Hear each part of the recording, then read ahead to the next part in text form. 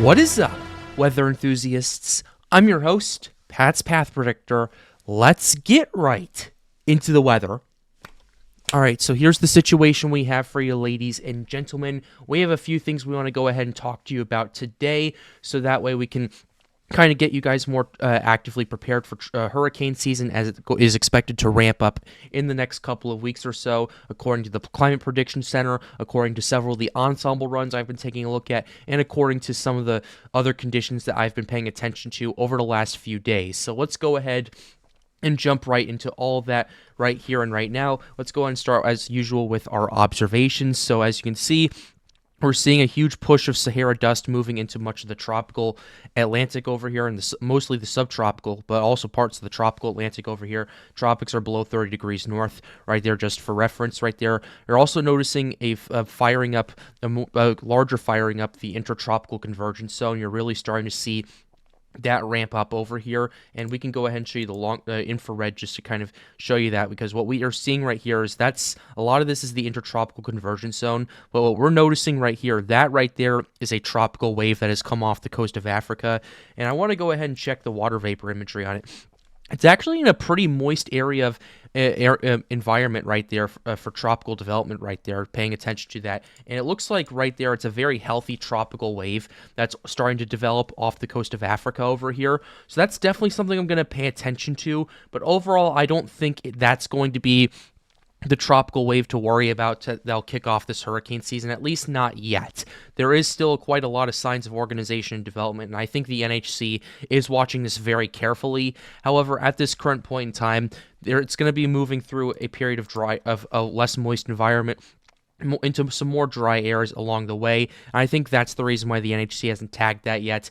But I do think a couple of waves back is when we're going to start seeing that tropical development. I want to see if we can go pull up the Eastern Atlantic over here, so that way we can kind of show you what I'm looking at this current point. We can show you the true color with this a little bit, or the infrared, at least to some extent. And it is going to be a little more difficult you kind of see, because the satellite doesn't go extremely far into Central Africa or anything like that, but you're noticing a couple of convective bursts, a couple of waves that are going to be moving through Mali, Mauritania, and parts of Western Africa that will be coming off the coast soon. Those two waves are the ones I'm going to be paying attention to more so than the one that we have right here off the coast of Africa, south of the Cabo Verde Islands right there. I will be monitoring it, though. It's looking pretty healthy for it just being a tropical wave. Looks like it's starting to organize a little bit, but overall, I don't fully expect that to kind of persist for very long, because it's going to be moving through some dry air and a little bit of wind shear down the road. So ultimately something to keep an eye on, but right now I'm not too concerned about that, but I will keep you updated right then and right now. So with that being said, the NHC does not, once again, expect this thing to really organize or development. No tropical development expected in the next 7 days, at least at this current point in time. But we have been looking at some long-range models. We've been paying attention to the MJO models. We've been paying attention to a bunch of the ensembles that we have pulled up, and they have been showing some long-term organization and development starting around late July, early August. It already technically is late July at this current point, but I would say like the very last few days of July is when we could start seeing things tagged according to some of these ensembles, or in the first few days of August. And then from there on out, the hurricane season goes gangbusters. You're going to see a very active pattern. We've been talking about that the last few days here on the channel, and we can go ahead and pull up some of these ensembles that we're talking about. The European 12Z run was pretty interesting to take a look at least from what I could gather right here. This is the first indicator that we've seen in quite a while, for the first time since Beryl, where we've seen a bit of a concentrated area of low pressure ensemble symbols showing up and firing off near the Lesser Antilles right there. Now, granted, there is 51 runs of the European ensemble right here, and there's 1, 2, 3, 4, 5, 6 readings right here calling for tropical development. So overall, the chance isn't particularly high right now,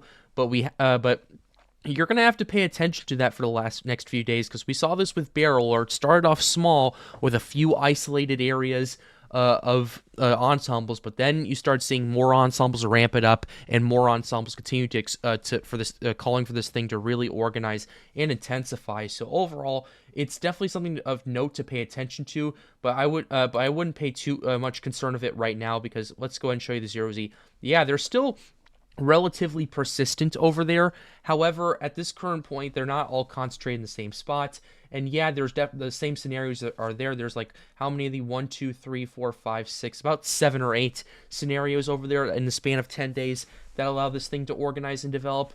And definitely something to pay attention to. But overall, right now, I wouldn't be too concerned, but I would keep an eye on it for the next few days, and I will most certainly keep an eye on it here on the Pat's Path Predictor channel. But I want to go ahead and zoom out a little bit, because there's not going to be really that much tropical development in the in the Caribbean, the Gulf of Mexico the next 10 days.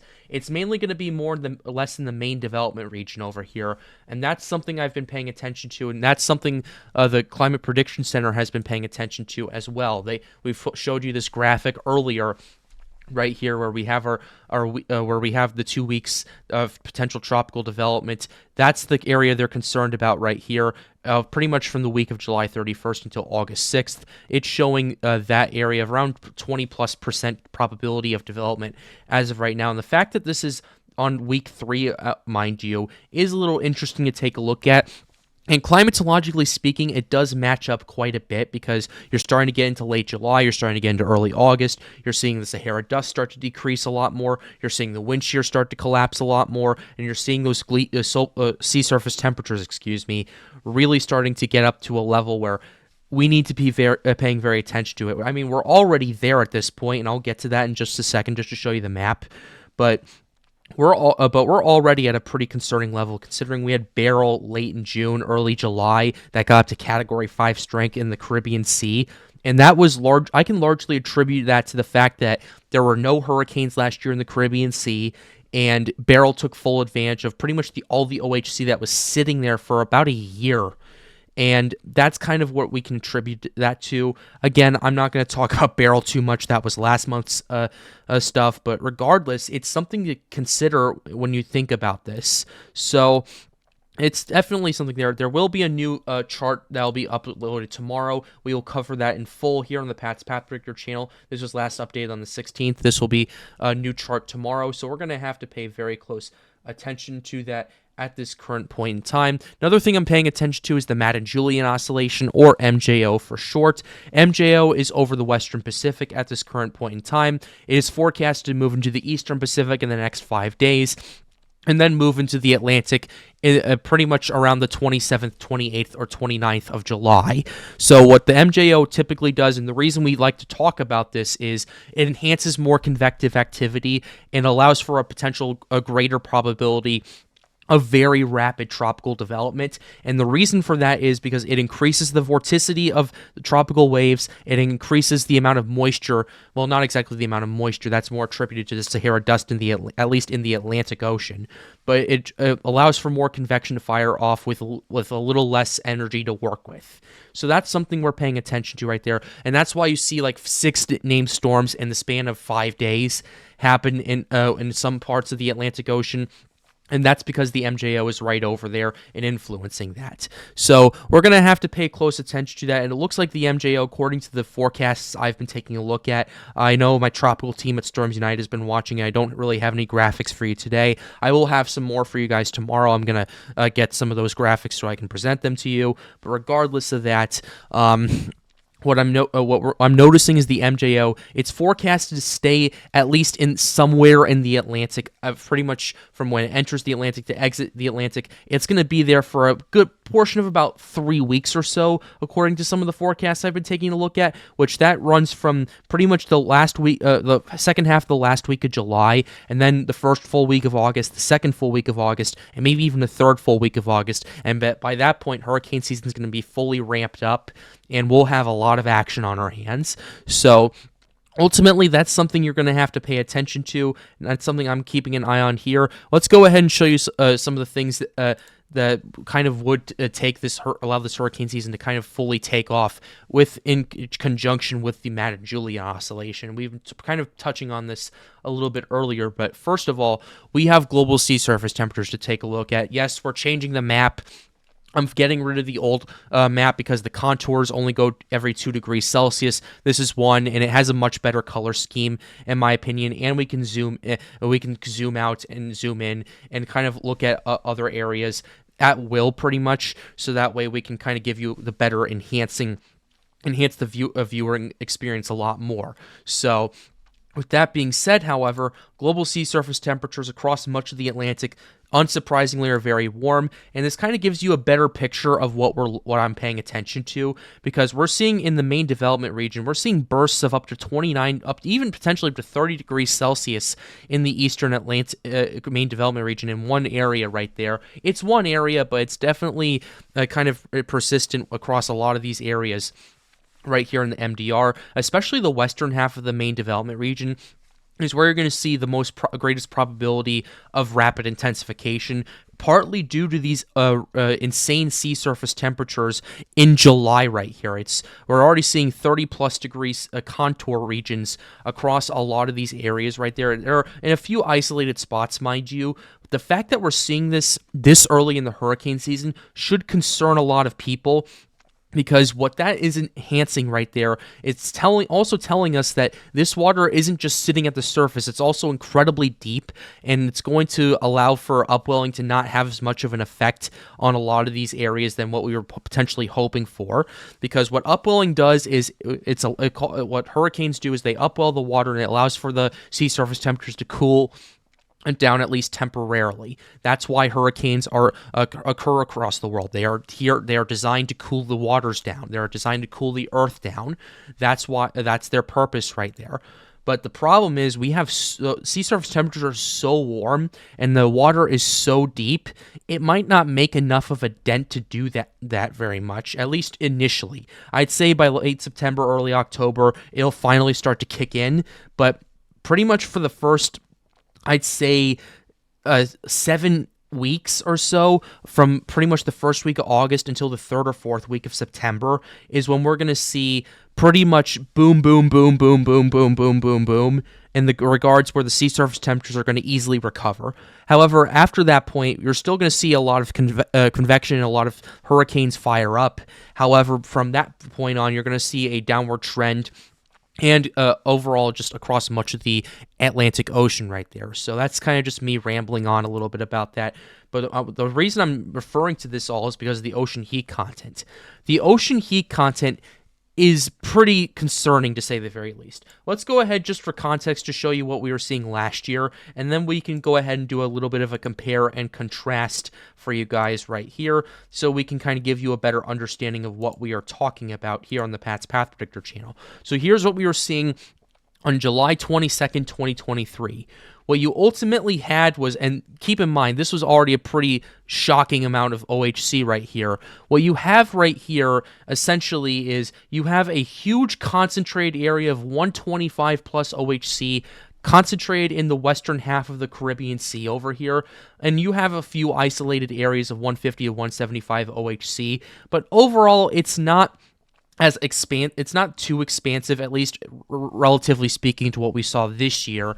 And you had a pretty big drop-off of OHC in the eastern Caribbean Sea over here. You also didn't have OHC this much, at least, being this far north in the main development region than we are seeing this year. Let's go ahead and show you what it is this year right here. Boom. This is where we're seeing right here. A lot more orange, a lot more red, and a lot more yellow across a lot of these areas. Now, compared to last year, we did have a little bit of a drop-off in OHC across some of these regions over there, but we're still something to pay attention to, but I don't think it's going to inhibit tropical development that much, especially as it gets into the central and western main development region, and this is what I wanted to kind of talk to you about.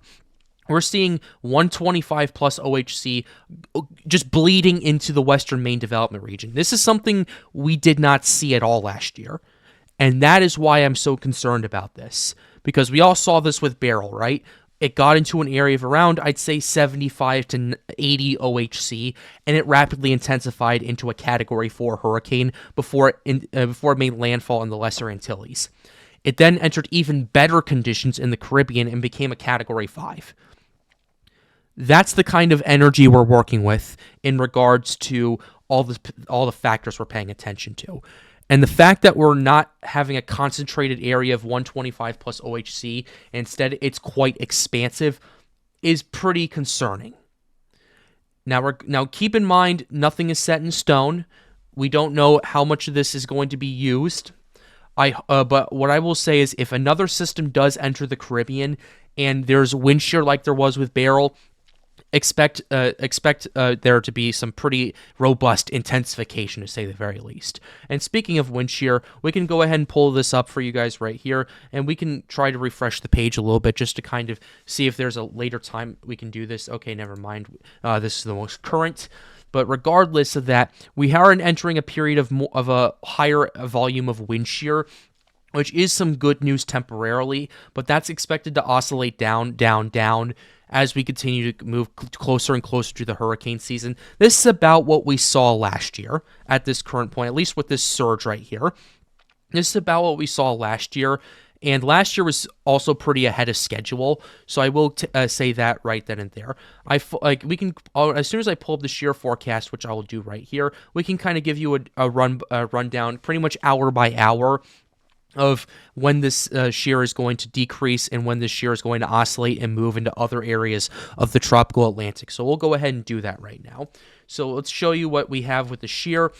Shear is expected to oscillate a little and strengthen a little bit more over the Bahamas and in the Caribbean in the next 3 days. But afterward, you're going to see that downward trend, and you're also going to see the Gulf of Mexico have a little bit less shear than it has been over the last couple of days. And you're also going to see the main development region really start to open up for business, at least in terms of wind shear. So here's what we have 96 hours out. You start to see all that wind shear concentrate in the greater Antilles over here, but you're seeing that wind shear really start to weaken in the main development region.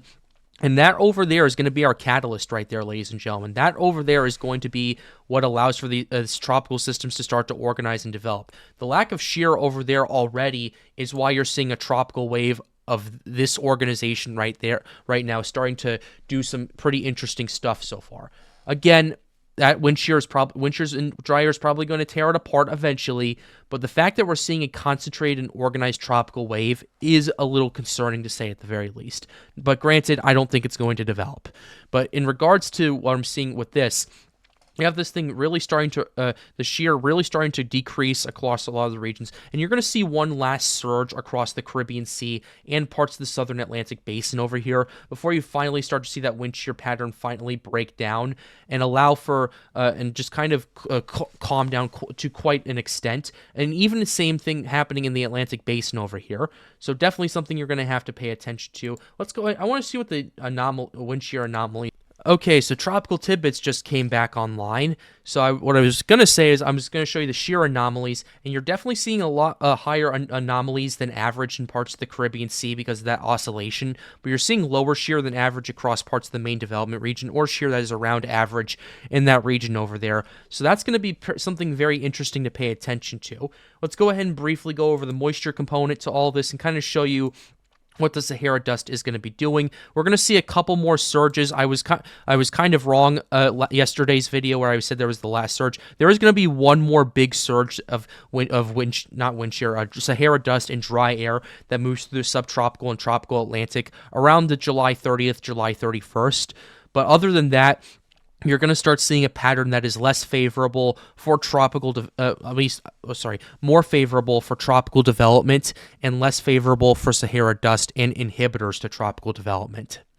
We're going to go ahead and end the video right there. Remember, be sure to leave a like and subscribe to the channel if you are new. We're trying to get up to 9,000 subscribers pretty soon. We're very close to that. So if you could hit that subscribe button, that would be very much appreciated. It will help me keep doing this and keep covering this hurricane season as I've been doing for the last 3 years or so. I've been covering this since 2021, and I want to keep doing it, but I can only do it with your support. So hitting the subscribe button and liking the video is the best way to do that. Remember, it helps me me out, helps me make more videos like these. The goal of this channel, as always, is to get more people engaged with weather. And if you want to come hang out with us at Storms United, please be sure to join the Discord server. We're talking a lot of tropics in there. We're having a little bit of fun as well, to say the very least, and we're watching some very concerning signs in regards to a lot of the models that we've been paying attention to. So if you want to come hang out with us and see what we are seeing and kind of add a little bit of insight yourself, be sure to join the Discord server. Link to that is right over there. With that being said,